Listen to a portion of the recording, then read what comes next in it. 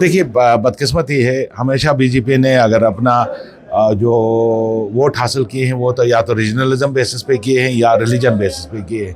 उन्होंने कभी तरक्की के नाम पे वोट नहीं मिला है उनको, और आज भी वो सोचते हैं कि हाँ हिंदू मुसलमान करने से, जम्मू वर्सेस कश्मीर करने से उनको वोट मिलेगा, तो वो लोग पागल नहीं है। आइंदा उनकी कारकर्दगी पे वोट दिया जाएगा। उन्होंने सैलाब के बारे में कहा, उमर साहब ने मुदलदल तकरीर की अपने असम्बली में। कल उन्होंने कहा हम एक पैकेज बना रहे हैं और डाटा कलेक्ट कर रहे हैं, उसके बाद पैकेज बनाया जाएगा और वो गवर्नमेंट ऑफ इंडिया को भेजा जाएगा और वहाँ से पैसा लेके इन पर डिस्ट्रीब्यूट होगा।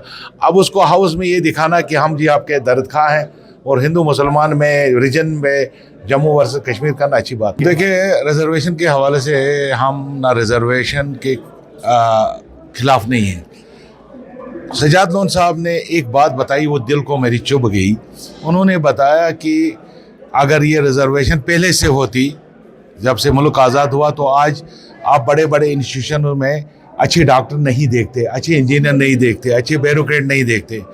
तो उसके जवाब में मैंने कहा सजाद लोन साहब को कि आप रियासत के इंस्टीट्यूशंस में जाइए और देख लीजिए सबसे काबिल लोग वही हैं जो एसटी और एससी से चुन के आए हैं, रिजर्वेशन से चुन के आए हैं। आप देख लीजिए आईएएस अफसर जो कॉम्पिटेंट आईएएस अफसर्स हैं, they are from reservation quota. तो ये कहना आप लंदन में खुद पढ़ के आ गए हैं और लोगों को यहाँ धोखा दे रहे हैं कि रिजर्वेशन पे उसमें शक ही नहीं है कि ओपन मेरिट को अपना पूरा हिस्सा मिलना चाहिए, हम उसके खिलाफ नहीं हैं। लेकिन ये कहना कि एसटी और एससी जो हैं वो नाकाबिल लोग हैं, उसमें से मैं भी एक ट्राइबल से ताल्लुक़ रखता हूँ, ट्राइबल कम्युनिटी से।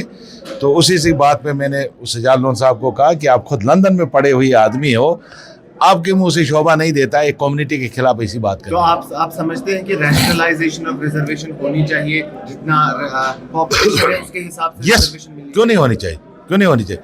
ये बदकिस्मती है कि गवर्नमेंट ऑफ इंडिया ने जो काम उन्होंने किया और हमारे सर डाला, और उमर साहब का बड़ापन है, हालांकि उसका ये नहीं बनता था कि वो इस मामले में मुदाखलत करे, क्योंकि ये एसटी एससी जो डिक्लेरेशन है वो गवर्नमेंट ऑफ इंडिया की है, पार्लियामेंट की है, वो कॉन्स्टिट्यूशन के ज़रिए। लेकिन उसके बावजूद उमर अब्दुल्ला साहब ने कहा अगर किसी कम्युनिटी के साथ नाइंसाफ़ी हो रही है, चाहे वो ओपन मेरिट हो चाहे वो एसटी और एससी हो, तो उनको एड पार करने के लिए मैं कोशिश करूंगा, जिसके लिए एक कमेटी तश्कील दी गई और वो कमेटी अपना रिपोर्ट पेश करेगी। उसके बाद देखेंगे कि किसी के साथ नाइंसाफ़ी नहीं होगी।